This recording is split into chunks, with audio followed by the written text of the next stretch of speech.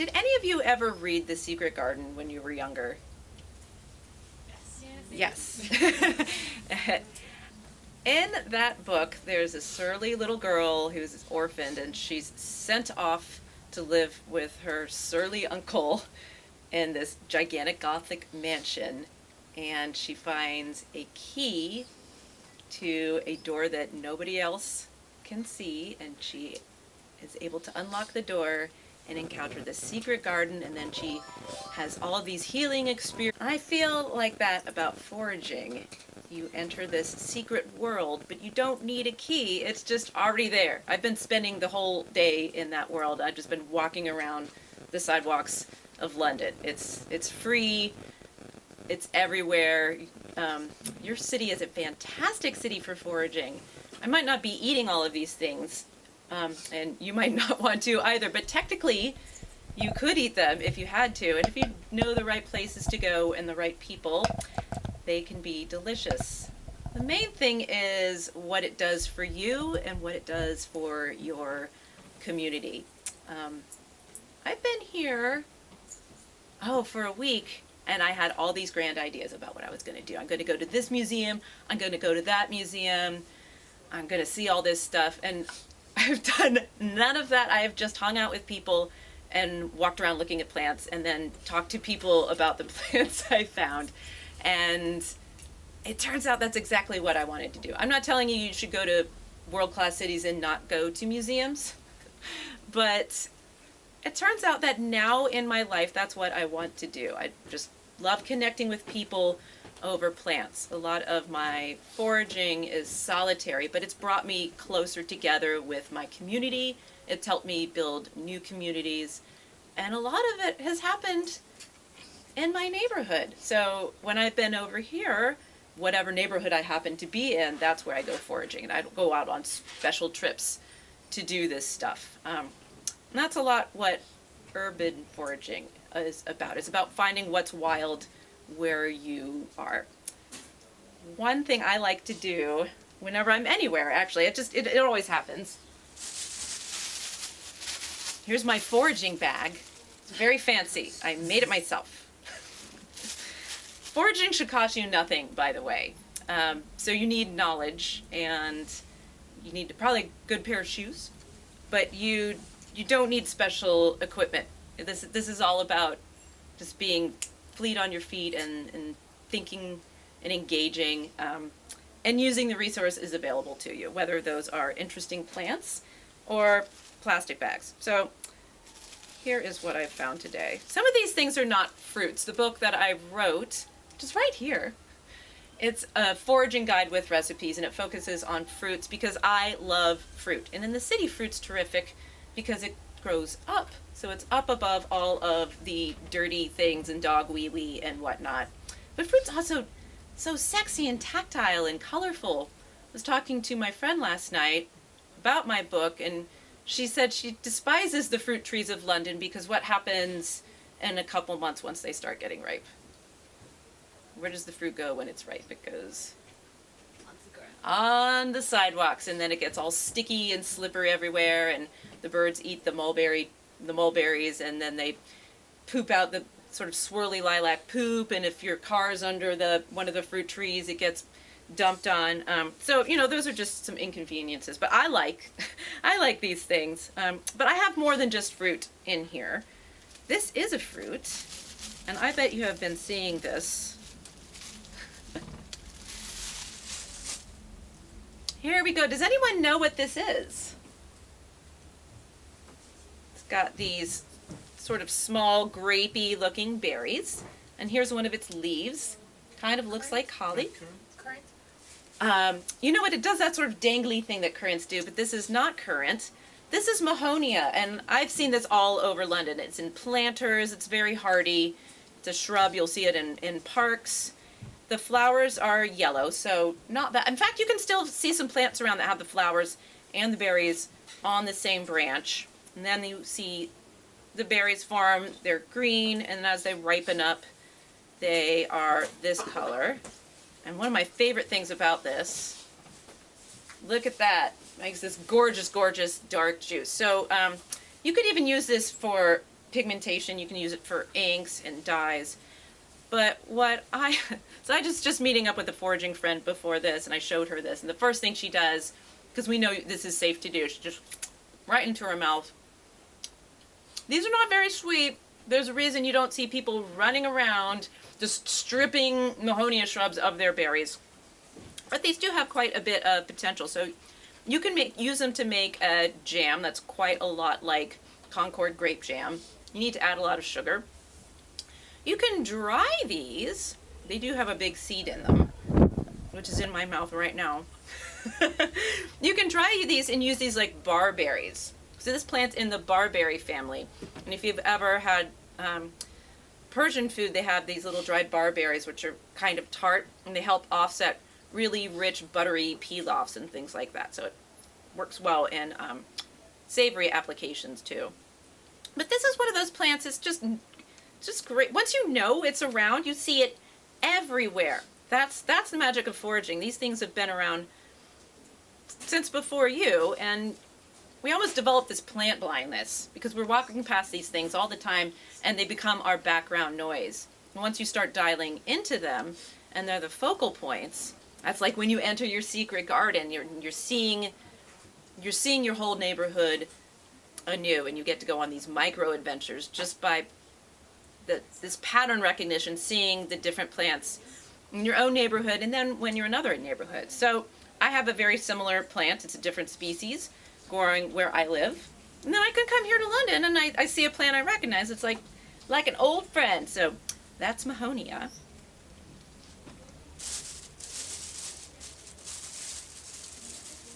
Oh, these ones are fun. Can anyone tell what on earth this thing is? Fig. It is, very good. This is a shriveled up fig. It's a desiccated fig. And I found it on a tree not very far from Shoreditch High Street. So there's a fig, there's a fig tree, two fig trees that produce fruit somewhere in Shoreditch, and this just dried up on the branch, was there all winter long, and so I kept this in my pocket, and I'm just kind of like worrying it in my pocket. It's like my little rosary. I love that figs will grow in London and sometimes produce fruit that you can eat. I think that's just magical. I've been seeing loquats around a lot too. If you guys know anything about those, they're really. I talk about them in my book. I've just bowled over that I've seen multiple loquat trees here in London. This is not a fruit. You guys know what this is. It is an herb. Rosemary. It is. It is rosemary. By the way, how did I get these fruits? Have I just been stripping random people's plants and random parks' plants of fronds and this and that? The answer is sort of. But I usually do not. I usually only do that before a presentation. So if I'm foraging for actual things to take home to be cooking with, I go through a checklist in my head. So this stuff I'm not going to be eating regardless of the Mahoney berry that's in my mouth right now. This is just for demonstration, but before I forage for anything, I go through a checklist in my mind. So this is really the basics of foraging right here. Before you even start doing plant ID, you want to think, is this legal? Is it legal to be taking this where I am right now? That's up to you. I'm just some dumb American. I have no idea what's legal here and what's not. But anywhere you are, you need to think that, because the laws can be very localized. But it's not as hard to find out as you might think. If you're in a park, you can usually look up on their website and it'll tell you if it's legal or not. Some plants are protected, so foraging might be legal in a certain area, while foraging for specific plants might not be. You can just ask people. I mean, that sounds so obvious, but you can just ask people. They might not know. So is it legal? Number one. Number two, is this plant safe to eat? There are two prongs to the fork of that question. One is, will this plant kill me if I eat it, or will it make me sick? Is this plant edible? So that's where your plant identification comes in. It's really great to go out with somebody who knows different plants and which ones are good to eat or not, but it turns out that a lot of people already know some things. I mean, everybody knows what rosemary looks like, and oftentimes you'll see big shrubs of it growing. The only reason I brought this is because sometimes if I see sort of a sickly frond, I'll just kind of like crush it up a little bit. And just makes me feel calm, you know? Just like the smell. Anyway, goodbye, rosemary. So you want to make certain the plant is safe to eat. We all know what blackberries look like, right? How many of you have been out in the country and you just picked some brambles and ate them? That's foraging. So it's not looking for esoteric plants and trying to impress all your friends. It's just recognizing things that are completely everyday and familiar to you. That's the best way to start, is starting with where you feel confident and growing from there. So is the plant safe to eat? Is it edible?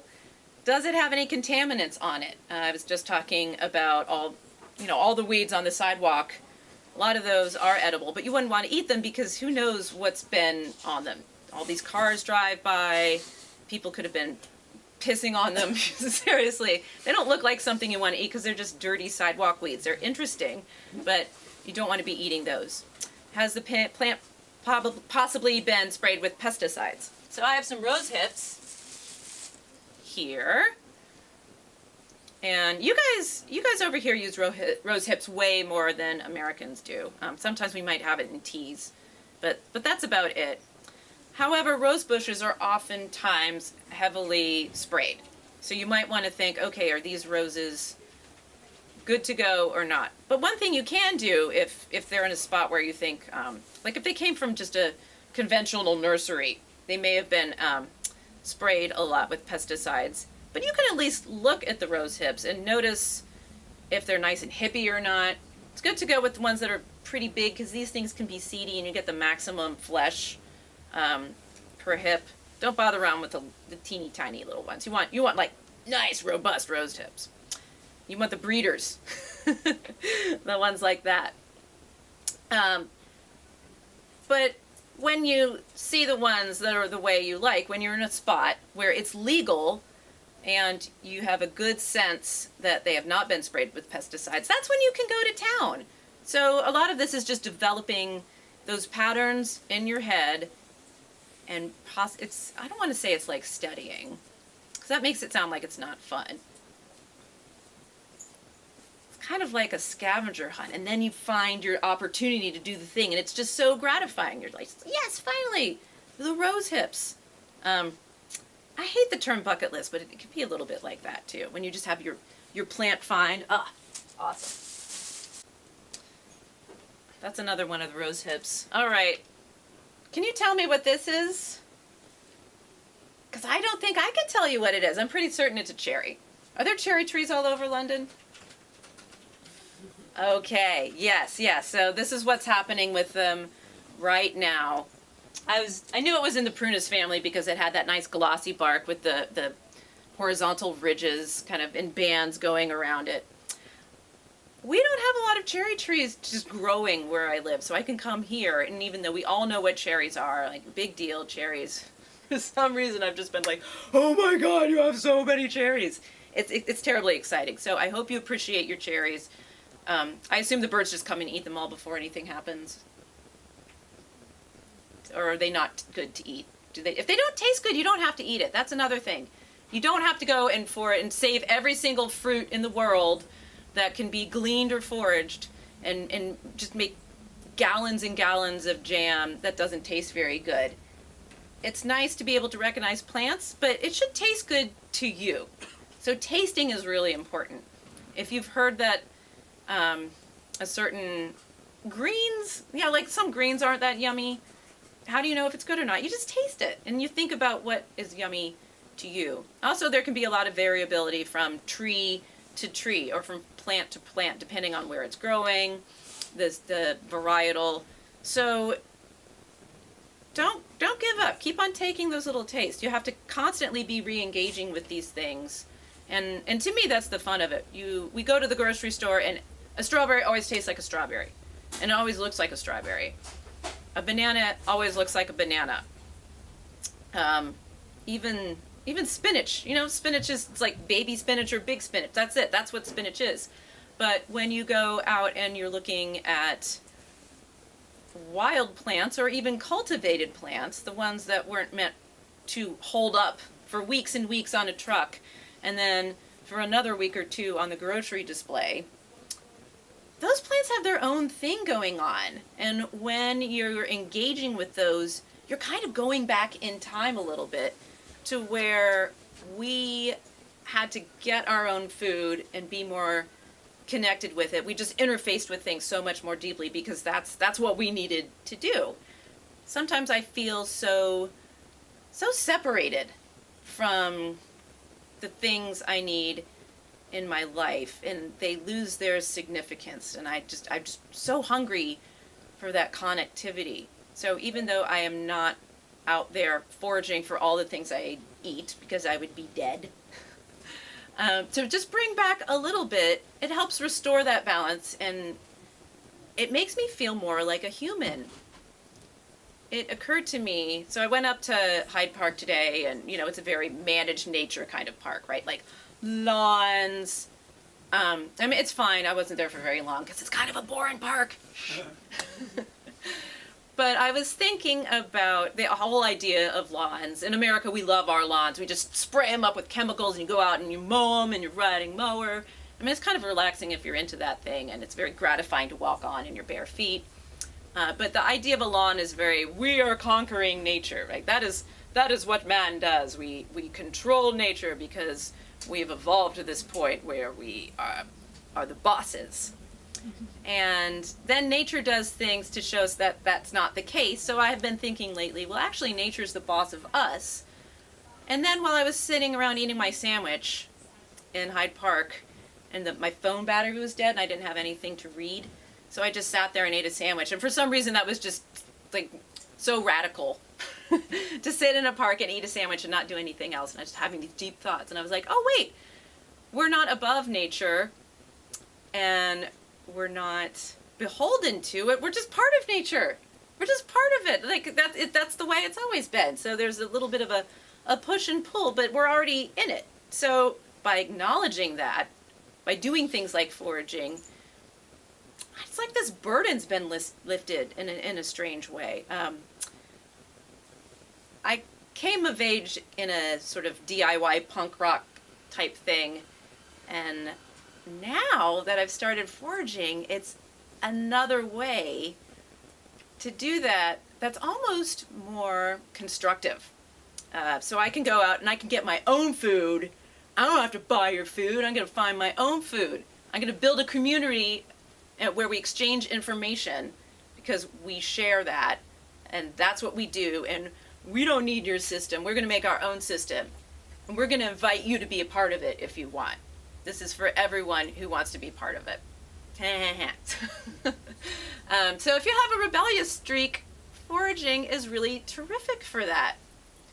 When I talk about foraging, I mean both going out and getting wild plants, but also gathering the fruits of ornamental plants and neighborhood fruit trees, which technically is gleaning, but why even bother drawing lines between the two? It's all food that can be there for the taking, and what it does more is just give. So you bring these things back, and you can make a little jar of spices, and you give it to your friends who are into that sort of thing, and they're excited, and it just becomes this whole exchange. It's something that's brought so much richness to my life. And even if you don't go out and get really into foraging, maybe just thinking about it can prompt you to explore something else that's your version of foraging. Who knows? I went mudlarking yesterday in the Thames with a friend of mine.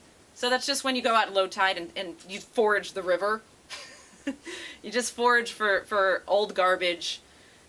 Found a bunch of pipe stems. And that's foraging too. And I felt connected to the history of London by doing that. It ends up just going and going and going and unfolding in all these directions, and you find out that they're all related. Okay, let's do some more plants.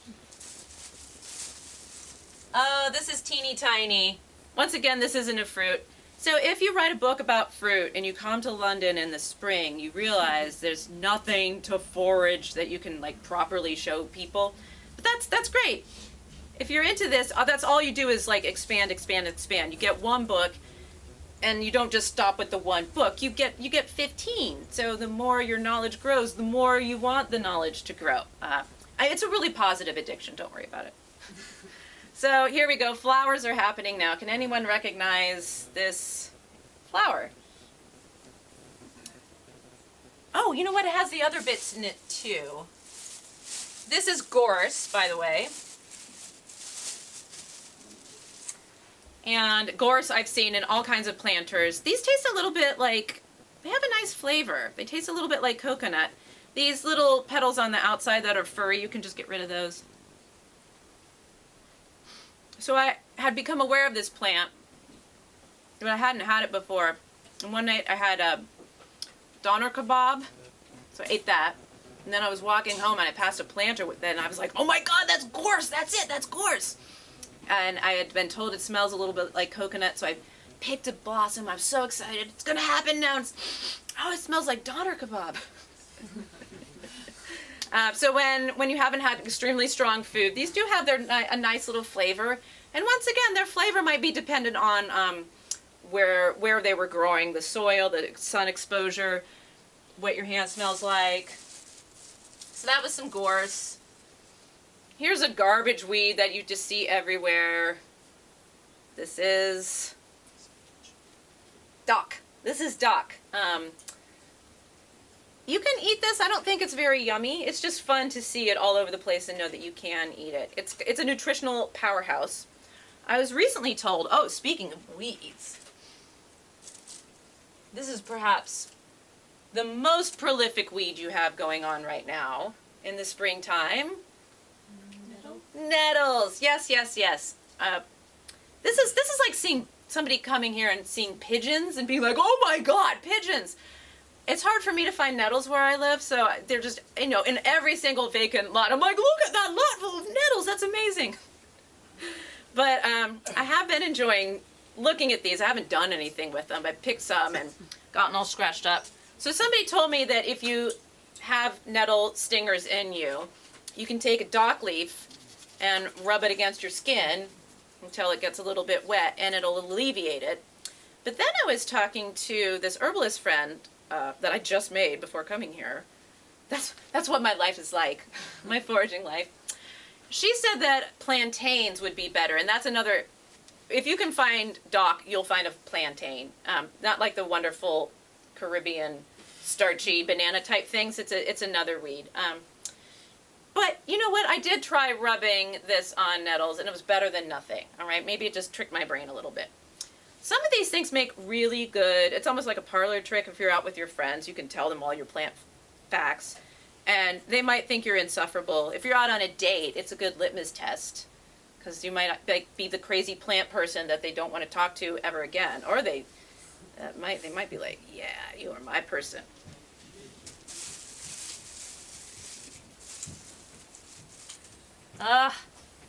These are too tiny. These are red buds. These are trees that are blooming right now. They are in the pea family, and they're proper trees. They're pretty big. I don't believe they're native to your country, but there's one growing like 2 houses from my house in America. You can go out and they just have these tiny little sprays, or giant sprays of tiny pink blossoms, red buds. These seem like they're super delicate, but they actually hold up in the fridge for quite a long time, and they're really easy to harvest because you just get handfuls of them. You can pickle these like capers, or you can just eat them. You pull off the stems. The stems are not toxic. That's one thing I definitely talk about in my book, is that sometimes with plants, the fruit part will be good for you and other parts of it won't be. Like elderberries, you don't want to eat the stems. You want to be very careful about picking up the stems. So those are pieces of knowledge that have become these severed threads in our plant literacy and in our food literacy, because this stuff used to be just passed down, just like maybe somebody you lived with, you'd learn how to cook from seeing them do it. And somehow that got severed. So what's so magical that's happening now is we're rebuilding those communities. I really hate social media, but I also kind of love it because I've learned a lot about foraging from communicating with other foraging people. It's a visual medium, right? So it's a good way to be learning things. Not everyone on social media knows what they're talking about, so you definitely want to be very scrutinizing with where you're getting your information from and who you're getting your information from. But oftentimes people who teach foraging workshops have really great social media feeds, or authors have them. So if you're using social media to help build your foraging network or your plant identification network, just make certain that you are going to people who are vetted people. So anyway, I found these redbud trees here, and I was just so excited because these are like my little friends, and I know them. It would be like if I were walking down the street and I saw someone from my hometown in London. That's how I felt. It's just my comfort zone. You just slip into that place. Like, I know that plant. That's my plant. So when you're in an unfamiliar place and you see familiar plants, it has this empowering, soothing feeling. It's something that you just carry with you. It's fantastic.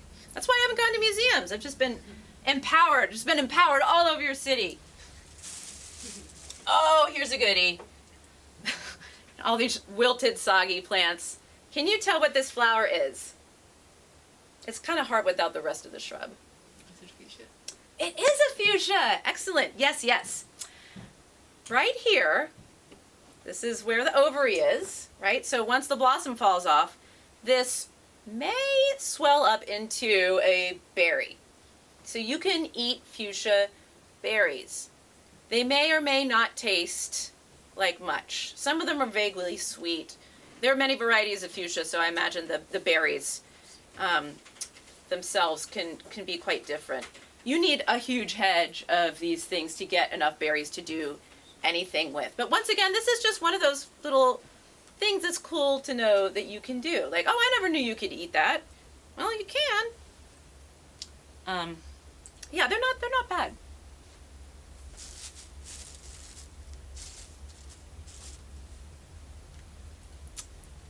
I think this is silverberry. This is a goofy one. In America, we have a plant called autumn olive, and I go into a lot of detail in my book about it because we brought it in for erosion control. It's one of those plants that just like takes over and grows. So we now classify it as invasive, but people still plant them on purpose too. I don't think they're gorgeous plants. They're kind of shapeless, and they have these weird scaly leaves. That's actually a great way to help identify them. And then they make these little, they don't look like anything like olives, by the way, but they do have this gigantic pit. So maybe that's the whole olive thing. So this must be a different species, and I think it might be silverberry. I couldn't believe it was already fruiting and that this one was already reddish, but it's made me think a lot about where plants belong and where they don't belong and why we think that. That's my whole autumn olive discourse in my head. A plant's invasive when something's a weed when it's growing where you don't want it to grow, right? That's generally what a weed is.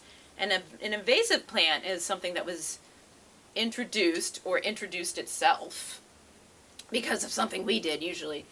And then it just sort of goes on this spree and starts taking over. But there are lots of plants that are convenient for us that we love that we don't think of as invasives because to us we think that they are of use. So we've ended up rearranging the landscape all over our world just by doing the things that we do as humans, innovating, exchanging goods and services, having gigantic container ships come into bodies of water and release their ballast, and all kinds of different plankton and mussels start growing in a place where they haven't grown, and then it affects the entire ecology of the area slowly. And that can be kind of a bummer. I'm not saying that's something we should encourage, but what we end up doing is having a new landscape. So instead of this idea that there was once this utopia and we need to return to that, the idealized version of our natural world, what we should be doing instead is thinking about how to live better with the nature that we've created and make it more sustainable and more abundant and not something that is taking away from us? How are we going to be living with these plants? Yeah, so I don't know, maybe you'll have this whole silverberry takeover of the UK now that people have been planting these things. They're not that bad tasting. They're pretty tannic. They're pretty fun to cook with, but they're kind of a pain in the butt. That's another thing. Sometimes to eat a certain fruit, it takes a lot of work, and if it's not your bag, just don't do it again. Don't do it again. This should be fun. This should be something that's fun for you. If you go out and you collect a bunch of these berries and then you make something out of them and you think it's yucky, that's just part of the experience. It's part of going into this new territory and learning something about a plant that you didn't know at all. You're charting this new ground. You're getting to explore in a way that you didn't get to before. There is a saying that there are old foragers and bold foragers, but there are no old, bold foragers. So I'm assuming that they eventually learned what they could eat and what they couldn't by trial and error. And it's not like people would, there were many things that killed people, not always plants, but perhaps people would get ill. Anytime you try even a plant that's known to be okay to eat, for the first time you should have just a little bit of it because you don't know how your body's going to react to it. And maybe our ancestors did the same thing, unless they were starving and they didn't have a choice. But maybe they would just have a little bit of something. These things are not always, we can go to archaeological sites and do research, but there's not always written records of these things. And that's another place where the thread has been severed.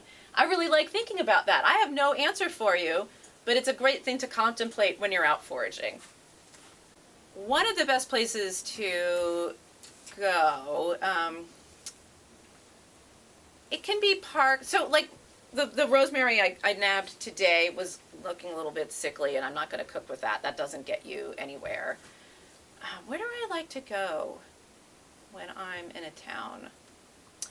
Okay, if something is a weed, let's say like the autumn olives, if they are invasive and you know that they shouldn't be growing there or are not wanted there, then you could just go on a spree, like hedge garlic.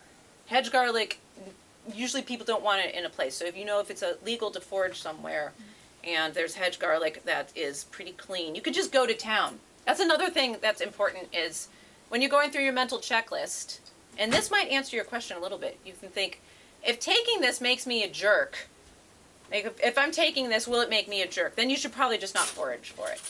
That's another very important question, or to think. To don't be a jerk. But where do you find the plants that are clean enough to eat? Parks can be good if it's all right to forage there. I don't know if it's all right to take things from branches that are over fences onto the public area, if that's something you can do here. But oftentimes those ones are good. And you can always ask for permission too. You can just ask the person in the house, and if they're not there, come back, or ask if taking it will make you a jerk. There are foraging walks, and this is one of the best places, that's one of the best ways to answer that question, because those people will be taking you presumably to a place where it is all right to harvest things, and if you can't, they'll let you know and let you know why not. Did that answer? Yeah. Yes. So how do I go about swapping out one forageable thing for another, or one thing that I've foraged for something that I can get at the store? Because when I wrote this book, I did want it to be useful for people who didn't have access to these things. I think a lot about flavor as a chef. That's what I care about. So I go on these flavor adventures, and I just adore it. I used to be a rock music critic, and I would always end up using other bands as a reference point for the band whose CD I was reviewing, or something like that. And I find that happens with foraging. So I might say, oh, service berries taste like Concord grapes crossed with cherries, but they also have this marzipan kind of thing going on. So that's, I'll think about what the flavors remind me of and work backwards from that. So if I have a recipe for service berries, I'll think, oh, well, texturally they're quite a lot like blueberries, and they have the same water content. In my book, I actually do have lists of things after all the recipes. If you can't get this, try that. So all of these things, most of them, if you went to a store, you could probably get an analog of it. And there's nothing wrong with that. It's great to do that because, once again, it really helps make you think about the flavor. And another thing I only now realized is that different plant families will have this thread of flavor running through them. So things in the prunus family, like plums and cherries and peaches, oftentimes have that like almondy thing going on. So when just today I was thinking, oh wait, caraway's in the carrot family. And if you eat the seeds of Queen Anne's lace, which are edible, they have that carroty taste too, and they're related as plants. And if you're just easily amused and delighted like me, you just get so excited because I'm the one who made that discovery. I'm not the first person to make it, but I made it just by my own observations. And we can learn things so fast these days just by like Googling a thing. But how often do we get to be scientists and figure it out just by teasing these things out over seasons and seasons and years and years? So you can figure it out on your own or look at my book. Nature was just trying to be convenient for us. Although nettles are not about convenience, are they? It could be because they like the same types of soil. Weeds grow in disturbed areas. So if you are in the city, there's all kinds of disturbed soil. That's like the plant term for it. Things that have been recently dug up, and think about all the lots where they tore out a building and then they put up a fence and soon they'll be erecting a Starbucks or something. That's where you find all the tenacious weeds. It's almost like there's the big five. So there's cleavers, dock, mallow you see all over the place. Here, nettles. I don't know if it's just because those are the weeds that in the Darwinian fashion were just like, I grow anywhere. And these city conditions work out well for me, or if it's some larger cosmic order thing. But depending on your mood and what's reassuring to you, I would say, sure. Why not? It possibly could, and urban soil would need, rejuvenation too. Unless you just need to, See, this is what this is all about. It's like I've learned when I come and do these things. Thank you so much for coming here tonight. This is really special to me that you made time to be here this evening, and just really been enjoying your city if you didn't figure that out yet.